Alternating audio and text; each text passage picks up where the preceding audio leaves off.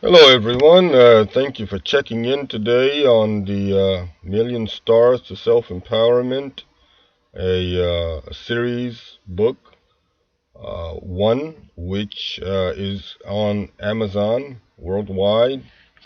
Uh, I want to thank everybody for signing in, checking in with us on this podcast.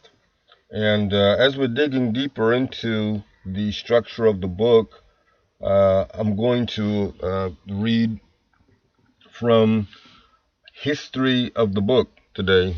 That's what I'm going to do and elaborate on it, discuss various aspects of the history which the book may have made some reference to, but was not very clear on or had not given the details in which may become somewhat of questionable concepts or questionable components. However, the history of the book goes as follows: that I wrote this document as the idea of a personal development and empowerment software platform, which came about in a meeting with my friend and business partner, Mr. Latif. He and I felt that creating a personal empowerment software would help a person succeed at finding their desired fortune. However, Mr. Latif suggested that I write a book and describe the philosophy of which the product would be based. We both felt that, additionally, the information in the book would add value to our business model. So I agreed and set my mind to write an instructive book for the purpose of building the software the very next day. As an MBA candidate and business-minded individual, I discuss various tactics to personal development at length with my associates. There are many people out there in need of a deeper understanding of how to develop oneself. Many young people have a lot of time, but do not know what to do with it. Others simply lack a decent local and global education. Among the most compelling elements affecting people's development, from Africa to Europe to Asia and the United States, is a lack of clear vision of oneself. This leads to a high drive of dependency on others while having a low sense of freedom, independence, and self-reliance. Many of my speeches and conversations were about finding alternatives to these issues in development. I thought that finding a clearer vision would free many who depended on others rather than themselves. And having a more focused understanding of my purpose in life and what I'm about has helped me along the way. It is the very common idea of finding oneself. I felt that everyone needs to find themselves. My heart and mind kept thinking about what angle would be the best approach, and my life appeared to have greater value than ever before, just for contemplating on the subject of personal development. This all took place in Richmond, Virginia, in the United States of America. During the month of June 2018, I asked my partner what he thought would be a good-sized book to introduce the idea of self-empowerment and development to people all over the world. He thought 600 words or so a day would be a great start. Facts are that, if done consistently, the book would be a great size after a short period of time. I will get to that later, though. Being out of school on break at the time, I thought writing the amount of words was an obtainable goal. Feeling confident at what my last MBA class required of me, 1,500 words per assignment, I compared it to having breakfast. I could do better than that. In fact, I committed myself to 2,000 words a day. This goal of 2,000 words a day seemed reasonable. I figured writing 600 words in the morning, 700 words in the afternoon, and the rest at night would be perfect. It went well at first, when that was all I had to do during the day, but as I mentioned, that did not last at long, or as I mentioned, that did not last long at all. And as it turned out, I got what I bargained for, describing past, present, and hypothetical situations which have taught me a lot about life, using thoughts, ideas, knowledge, experiences, and common wisdom, feelings, and concepts which have made differences in the outcome of my life and those around me. I felt the love and calling of this project was meant for me. I had it all in me, waiting to share it with the world, at least anyone who cared for it and would discover the information or be discovered by it. As I was continuing on my writing, my MBA classes resumed after the 4th of July. The logistics of writing a book took a serious toll on me as I gained more momentum and found reasons to expand my information. In fact, by late September, despite completing the initial draft, I had made over a dozen rewrites. These changes ranged from subdividing the entire book to the amount of words in each chapter to the way I would promote the book. Experiences in any long-term task have no bounds. I kept thinking, reflecting over memories and experiences from over 30 years became more meaningful to me. I committed the rest of my life to writing and found myself to be that passionate about the material as I talked more and finalized a million stars to self-empowerment. My partner and I both have been working in the startup fields of business. We make a great team and have learned to aim for a common goal and succeed by any and all means necessary. He concentrated on IT, information technology, while I primarily focus on the business perspective of our respective agencies. Many of our thoughts have materialized, while many others have not. There have been times when I have let go of things and have not seen them through, but some things not so much, and other ideas I have dealt with in a way that makes it impossible to turn my back on ever. These views are common among the human race. They are experiences or ideas which never leave us while others do. What I would like to do at this time is practically mention the last or the later part of this section in terms of the introduction of the book. Before we actually get to the introduction of the book, because this was history of the book, what made the book come about, and deep thinking will really result to exploring our minds and our souls on what has transpired in our lives, what type of productivity we have been involved in from within, ideas and thoughts particularly. And this is what makes this last part of the history of the book so very intriguing, in my opinion, because a lot of times we dismiss our thoughts or ideas, and sometimes we don't really give the thought or the idea a label, if you may. We don't really categorize a type of thought or the idea that was. And this in itself is an empowerment tactic. Being able to organize your thoughts, being able to organize and categorize your ideas. When we put our ideas, and I think I mentioned this before, as in the history, prior to the history of the book, in discussing my biography, it's really important that we try to organize the resources that we have from within, and that is definitely including ideas and thoughts that we have. Intentions is another key component of that particular category when we decide to empower ourselves from within. Mr. Latif and I have been working together. We have actually worked together on HASNA, the Hafiz Society of North America, as that was mentioned in the previous session. Excuse me. And going back a little bit in terms of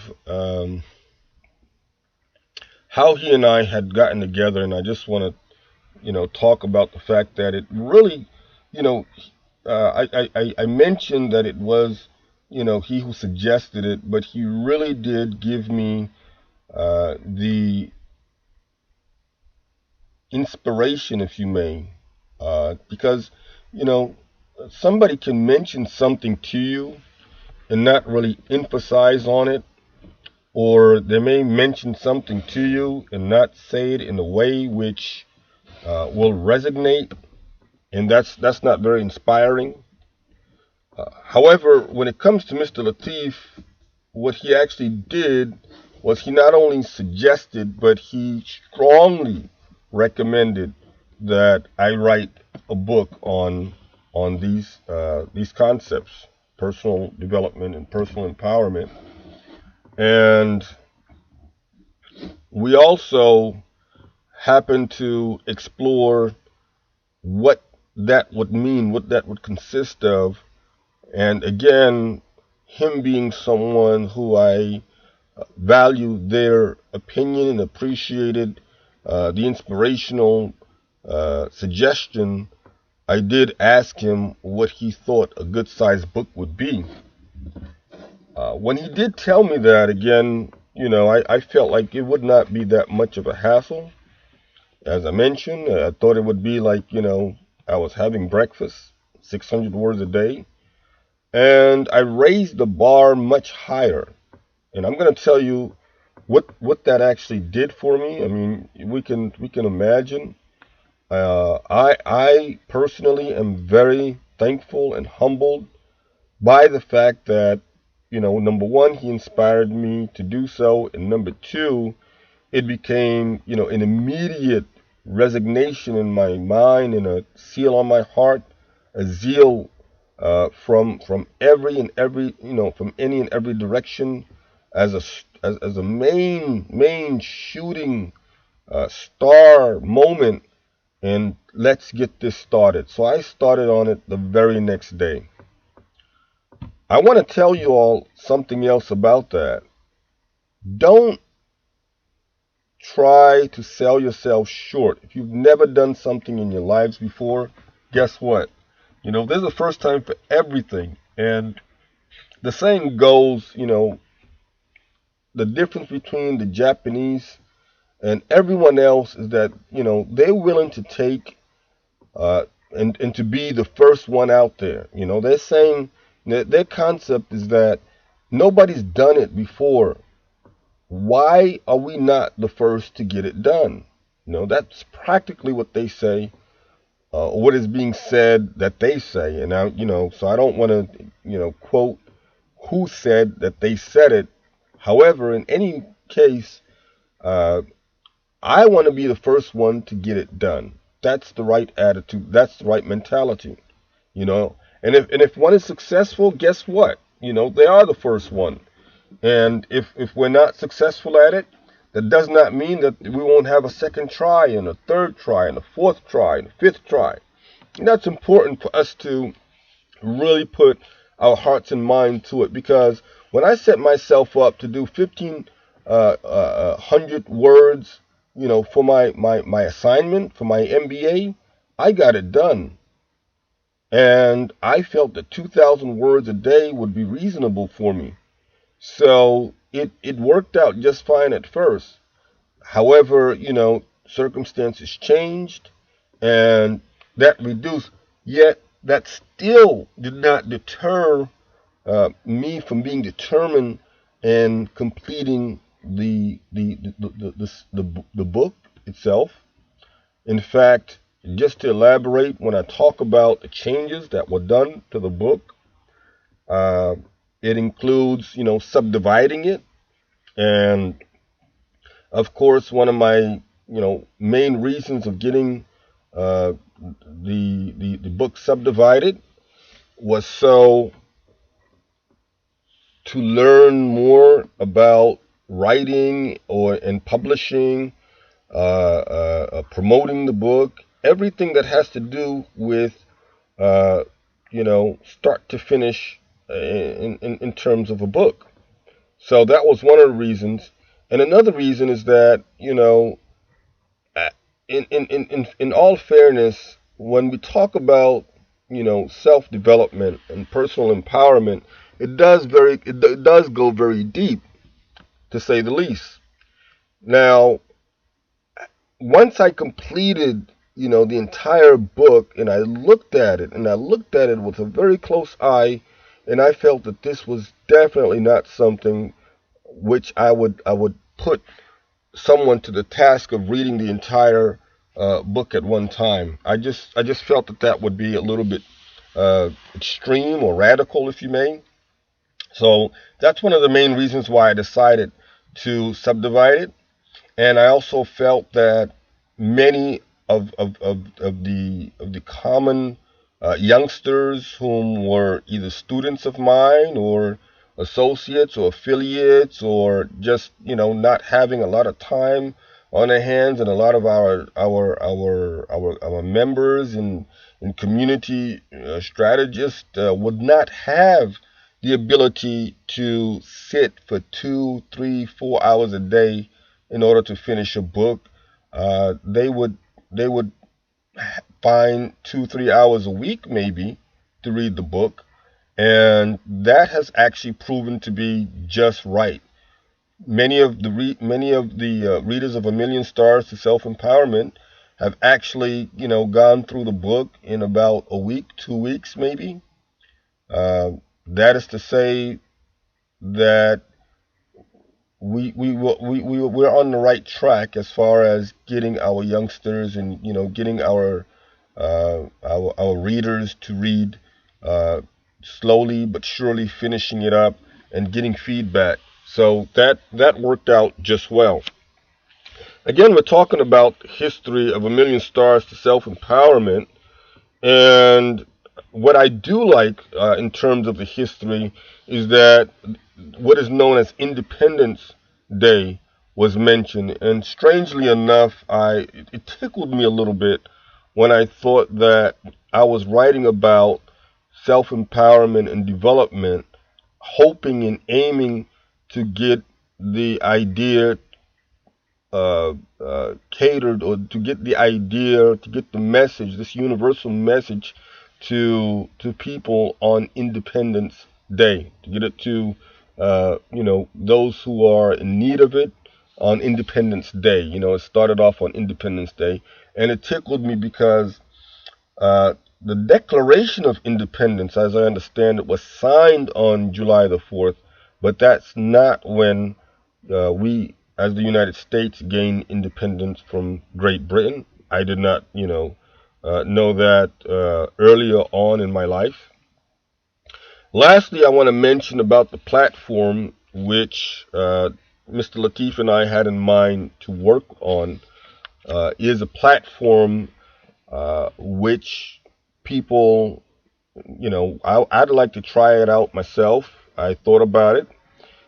However, the roadmap would be structured around, what a person wants to do with themselves in terms of, the future and the present time, what it is, what strengths they want to build on and work on. It's one of those situations. So the habits which they find themselves, mostly uh, uh,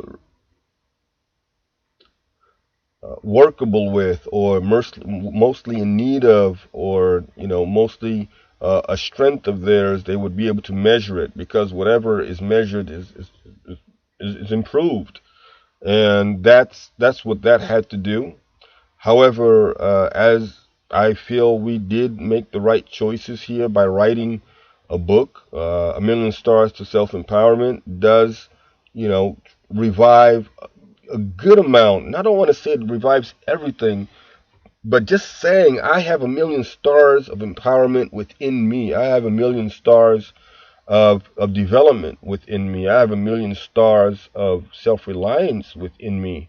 I have a million stars of success within me. That really changes a lot. That builds inspiration. That builds